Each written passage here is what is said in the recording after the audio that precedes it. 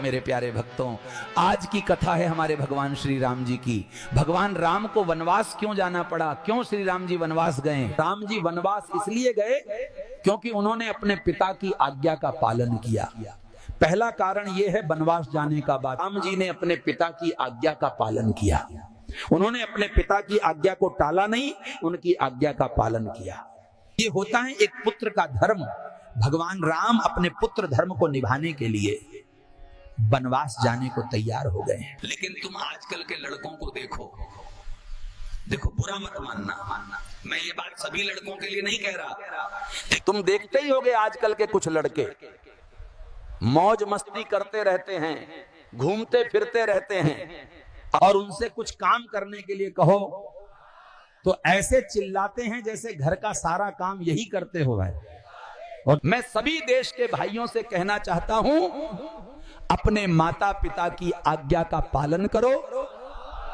जैसे भगवान श्री राम ने अपने पिता दशरथ का वचन निभाया, वैसे ही तुम अपने पिता के वचन को निभाओ। अब दूसरा कारण सुनो भगवान राम को वनवास जाने का। क्योंकि राम जी को रावण का वध भी करना आवश्यक था। रावण अत्याचार कर रहा था, इसलिए राम जी को वनवास जाना पड़ा है। अगर राम जी वनवास नहीं जाते तो सीता माता का हरण नहीं होता, और अगर सीता माता का हरण नहीं होता तो रावण का वध भी नहीं होता। रावण का वध करने के लिए भगवान श्री राम को वनवास आना पड़ा और ये लीला करनी पड़ी।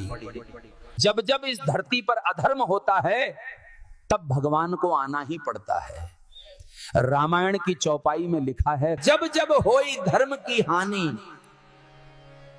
बड़े असुर अधम अभिमानी, तब तब प्रभु धरि विविध शरीरा, हरहिं कृपानिध सज्जन तीरा।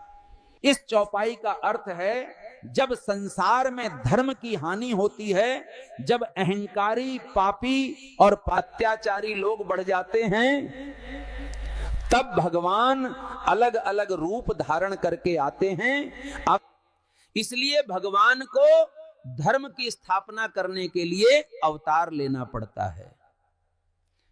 मैं तुम सबसे एक बात कहना चाहता हूं, देखो बुरा मत मानना मेरे पागलों। अपने जीवन में कोई भी कार्य कर रहे हो, लेकिन थोड़ा सा समय निकालकर भगवान के नाम का स्मरण करना चाहिए।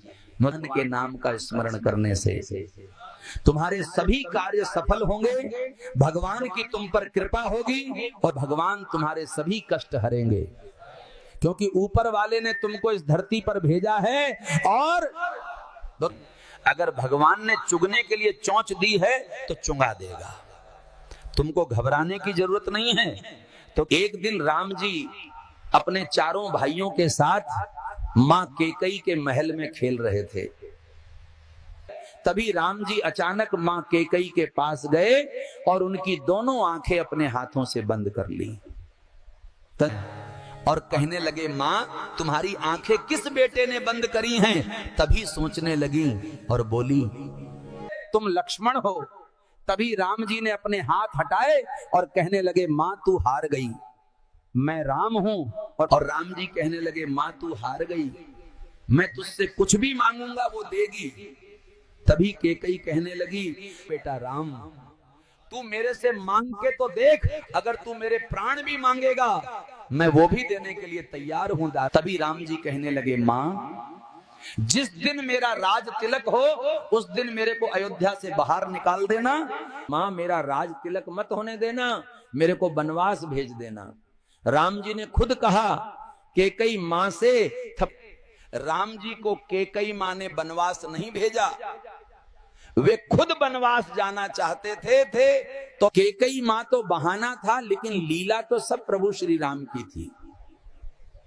और एक कारण भी था राम जी को वनवास जाने का। भगवान विष्णु को नारद जी ने श्राप दिया था, और एक बार नारद जी तपस्या कर रहे थे, तभी इंद्र को पता चला कि नारद जी तपस्या कर रहे हैं। तभी इंद्रदेव सोचने लगा, नारद जी तपस्या में सफल ना हो जाए नहीं तो मेरा इंद्रासन चला जाएगा। और तभी इंद्रदेव ने कामदेव से कहा, जाओ और नारद जी की तपस्या भंग करो। कामदेव इंद्रदेव की आज्ञा को मानकर नारद जी की तपस्या भंग करने को जाता है, और लेकिन कामदेव नारद जी की तपस्या को भंग नहीं कर पाया और हार मानकर नारद जी से कहने लगा, मुझे माफ करना, मैंने तुम्हारी तपस्या भंग करने की कोशिश की। नारद जी कहने, कोई बात नहीं कामदेव, तुम्हारा काम था जो तुमने किया। कामदेव नारद जी को प्रणाम करके चले गए, लेकिन नारद जी को अपने ऊपर घमंड हो गया कि हमसे बड़ा कोई बाल ब्रह्मचारी नहीं है। इसी घमंड को दूर करने के लिए भगवान विष्णु ने अपनी माया रचाई और एक नगर बसाया जिसमें एक राजा हुए जिनका नाम शील निधि है।